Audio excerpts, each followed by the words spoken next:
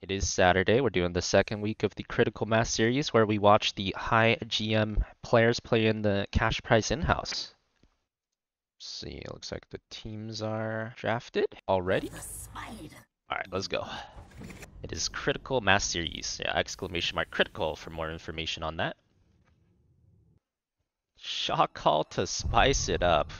Yeah, I don't think the players would be too thrilled with that one. Have the observer that has map hack on both teams shot call for one team. I understand the reason why you are not tournament admin, Cappuccino. Wait a minute. Sussy. Alright, what do we got here? Tomb of the Spider Queen, first pick Junkrat. You can never go wrong with a Junkrat. Those traps toxic AF, especially near turn-ins. We have 3 tanks banned out already. Get rid of all the tanks. Ain't nobody like them OP tanks. Shot call for both teams. It's like playing chess against yourself or something, huh?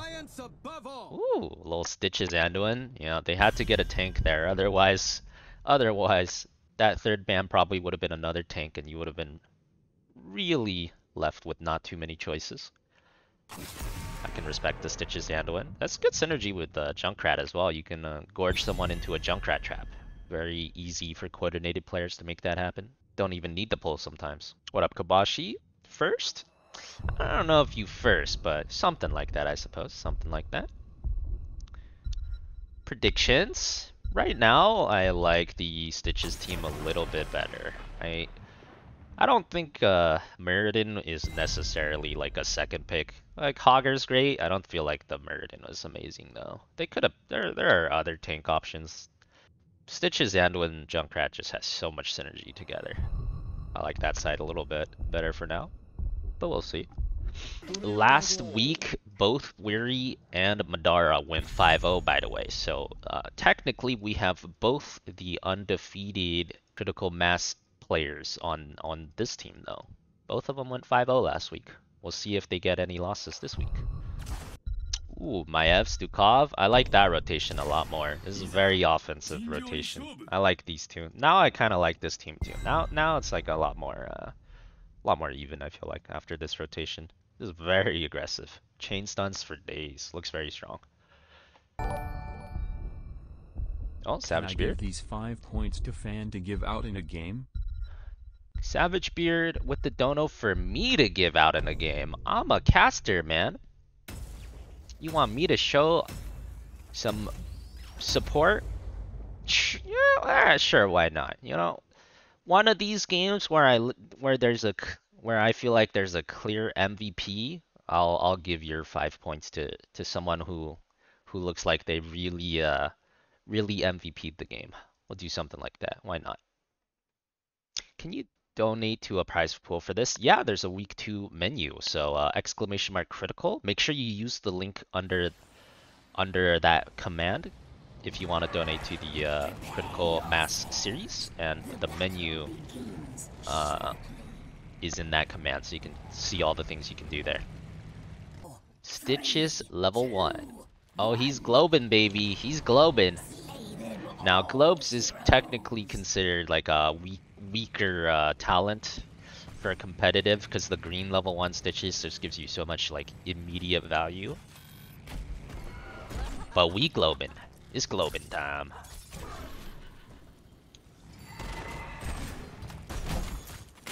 Little blind hook, not quite. Maev going in for the tether. Nothing connecting so far. Yo, Fan, what's up? What's up, Io? How's it going? Well, a random Xanto. People left. Welcome back. Thanks for the 29. Appreciate it, Io. Little 1v1 action there.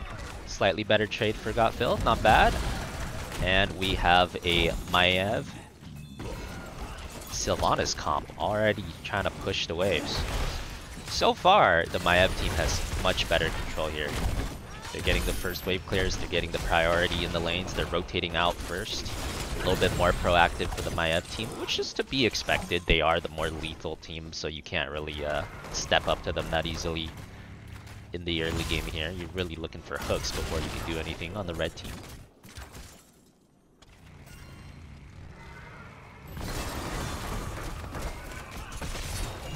The beautiful thing about competitive is people actually do camps because they're important for winning. You can see both night camps being taken. Hogger trying his best to do bottom camp too because Hogger does camps like crazy. Red team does spot them the whole time though. Oh, the attempted steal. It was close but not quite. And it looks like he'll have to leave. Blue team rotation much faster. He does get out without dying though. That's pretty good. Worth a shot if you can do that without dying. Nope. All things considered, still pretty even. Blue team does have the priority advantage like I mentioned earlier, so they're pushing with it. With their stronger early game comp, they're making the most out of it. Pretty good moves so far. Good rotations. What up, Death Frost? How's it going?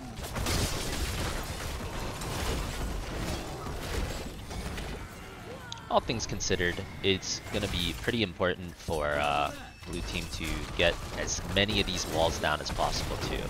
This is something that's like very common sense, but a lot of people don't realize it.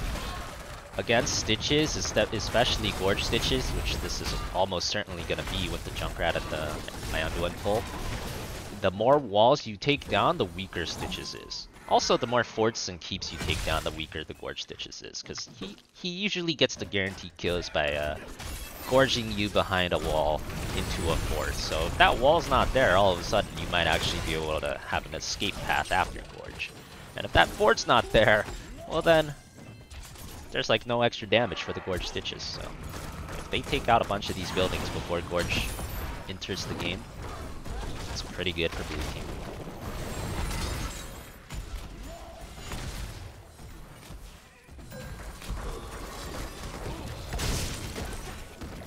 What up, those who ride with giants? Thanks. No problem. Pretty low kill game so far, by the way. Is it 0 kills to 0 kills? We have purely rotational advantage right now. Purely rotations. Oh, Porky might have overstepped his bound a little. I think he's a little stuck. Little people stuck. The pull has to be used. Good pull by Heavy there. Oh, Heavy's playing this week. I don't think he was playing last week. We got a Heavy up in here.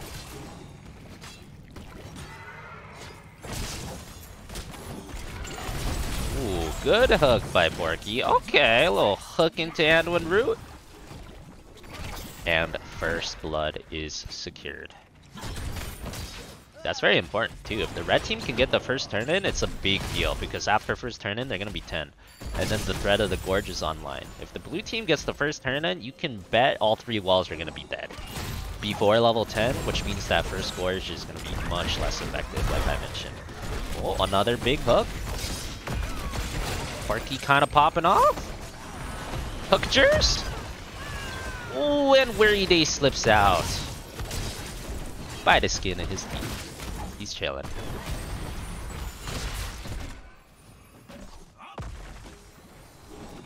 What's that? Does Pombai have the stats screen for us on there? Yes, he does. If you guys want extra stats, you can check out Pombai's link. My magic is yours.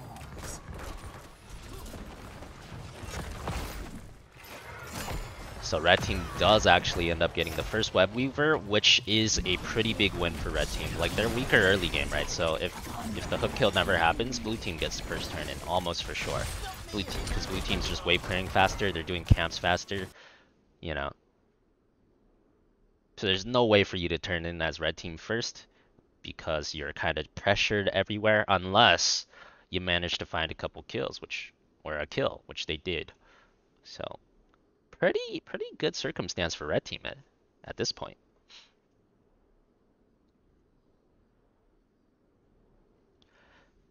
What's up, Toast? How's it going?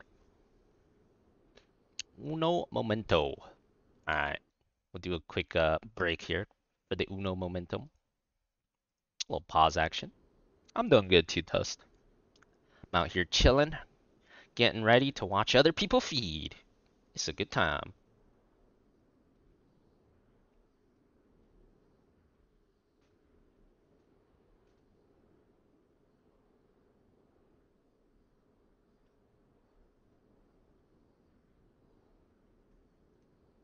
What's the maps for today? I don't think think it's all pre-decided. I mean, if someone donates to pick a map, I believe they can still do that. But I do not believe the maps are all pre-decided at the beginning. Not sure exactly how they do the maps. I would guess it's something like standard, maybe like loser picks map or first pick choice, something like that. Unless someone donates for it, I'm guessing.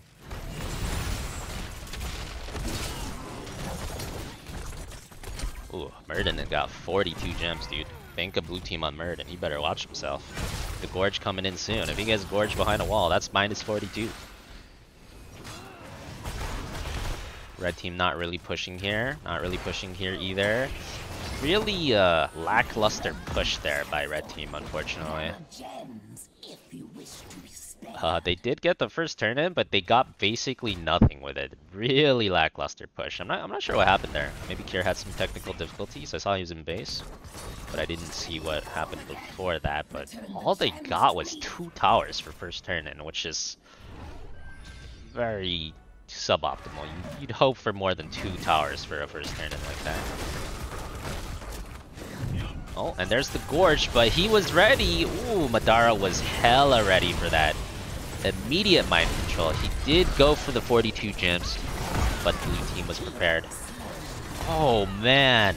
But then the Murden walks into a trap in the bush and dies anyways. So I believe that was a minus 42 anyways. That's really unfortunate because that was a really good mind control. Plus, the Gorge happened before the Anduin was in position to pull. So really, that Murden should have been able to get out with how prepared blue team was. But, you know, the random trap, dude. You walk into the random bush with the random trap. That's Junkrat. Minus 42. Red team with another turn in. He's probably gonna feel good about this one because, ooh, very good mind control again. Forcing a pull. That's pulled down for this fight. Big! What's that skill called? I don't even remember. Big Hogger ultimate. Very nice. Pull being forced earlier mattered. No more pull for the Junkrat. But the good old Gorge getting another one. That's okay though. I don't think blue team will feel too bad about that. No gems lost there, and they're getting relatively good clear on all 3 spiders again. This second turn-in has gotten 1 tower so far. Disastrously bad turn-ins for blue team. But it's still even because red, you know, I mean red team. Disastrously bad for red team, but it's still even because blue team lost all those gems. So far, Madara popping off with the mind controls. You'd imagine that skill is not easy to hit on high GM players. That shit is slow, but he's nailing them. Thoughts on the Sylvanas build? I think this build is fine. It's basically like an auto attack build where you go percent damage at 1. This is pretty common for the auto attack build. I go this build sometimes as well, but I do Q at 1 more often than percent damage at 1. But essentially, it's just like a ranged auto attack build. He'll probably go increased attack range at 13, and then just pew pew them from far away. It's a lot of consistent damage.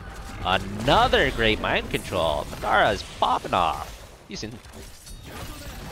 He says, "We ain't losing because of me this game, baby." I mean, so far, if I have to pick a MVP for this game, it's Madara's definitely leading for blue team. Honestly, for red team, it might be Porky because he's gotten some good hooks, but I think the mind controls have been better.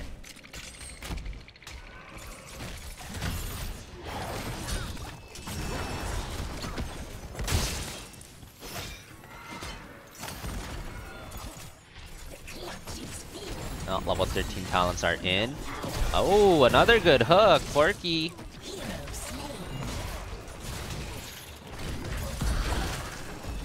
Showing that he's a master hooker. Another one! Very good follow-up by the Anduin too. Always rooting right on the hooks. Very nice.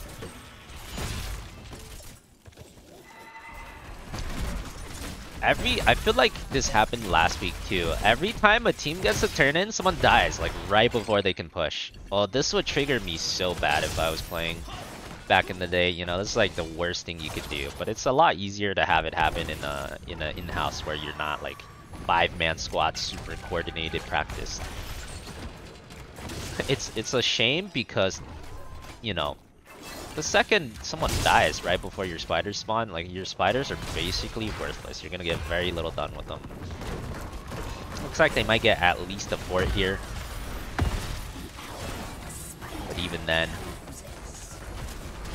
we'll see. Not a guarantee. Looks like they got it in the 4 versus 3. Oh, big light bomb. We have a light bomb Genji combo. The classic. Very nice. Oh, wow, but it wasn't enough. Madara actually getting out.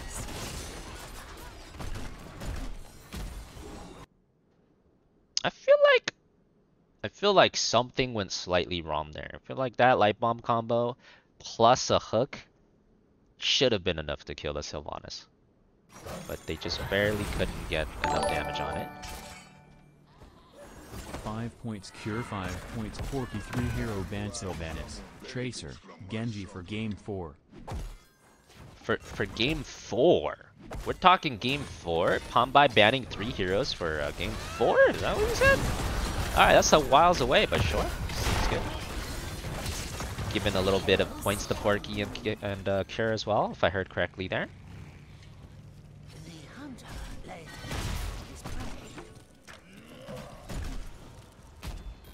Alright, blue team trying to get another turn in. You'll notice they're down a full turn in here. After they turn in all their gems, they're down basically the entirety of the gems that red team has. So losing those 42 earlier, plus some trickle losses here and there, like here, -7. They are down almost 60 gems on the blue team. And that is pretty monka, because the later this game goes, the more deadly red team is. The hook engage is very, very powerful with so many forts still alive. And feels like blue team is feeling that pain right now. Can't hear it. Can't hear it? That's okay.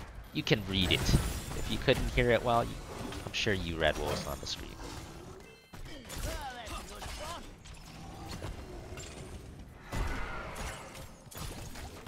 It's not a great position for blue team. They don't actually have good control of the center.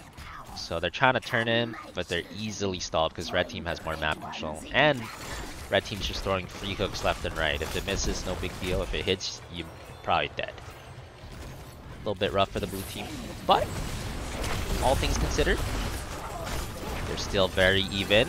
Oh, another good mind control! Double pull used on Anduin.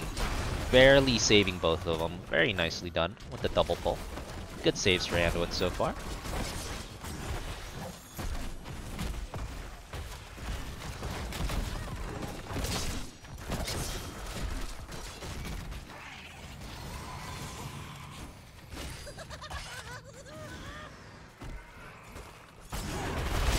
And now it looks like we're gonna have a Web Weaver phase that actually does some damage? Will it? I'm not even sure. Oh man, these guys just are not pushing with the Web Weavers, man. This would tilt me so hard. They're just letting the Web Weavers get cleared. They're not like stepping up and threatening them and pushing, you know? Wait, 50, 55, 60. So red team has turned in 3 times. 3 Web Weaver turn-ins. They've gotten 1.5 forts in 3 turn-ins.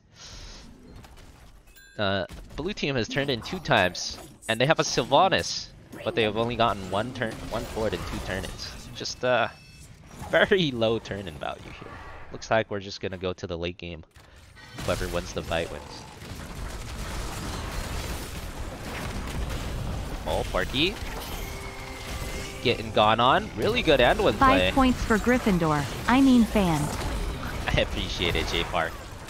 Light bomb actually just a second or half a second off. That light bomb did not stun the Maiev. Really hard to do so though. Maev's just mashing her invulnerability button, and once the light bomb gorge did not connect, the turn from blue team was massive. That really had to connect, or he had to like put her in a silence trap. Because without it, he was already super chunked. And blue team is a better team fighting team too. If you're not getting a free kill off of a gorge, blue team is much stronger in a straight up team fight. Is looking real good for blue team all of a sudden. 3 kills, stacking boss plus turn in. Don't forget they have the Sylvanas as well. They could potentially end top here. In fact, that's what I would try to do. I would try to get 20 and top. See what they do. There we go. People are converging top side. Hogger's soaking for 20. I think that's fine. You're gonna get it pretty quick here too. You don't want this boss to be chunked out if you're trying for this. You want to go hard here, but they do have to avoid the hook as well, so they gotta be a little careful. Sylvanas passive. It's looking pretty good. They got 20. Hogger should come here now. It's looking like a very deadly push. And the key thing here is you just gotta go. I'm looking for Murden to just go. Okay, that's good enough. You don't want to give the Stitches time to find a pick. You want to just engage on them, force the fight before he gets a good pick. With the boss marching on their core. And it looks like they're doing pretty much exactly that. Yeah, at this point you can just all hit core and it's probably over. Really good combos on the Arel. Arel barely living though. 1 second away from his ultimate and he died, dude. 1 second away. Probably wouldn't have mattered anyways though. This push is just way too deadly with 20 boss plus web weaver. They got that core unlocked. Oh, GG.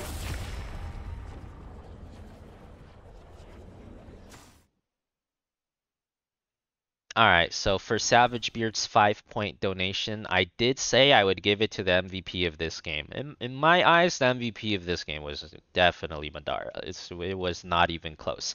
It was close for a while. Porky actually in the contention. He hit a lot of good hooks, and Hebi was playing really well too, actually. 5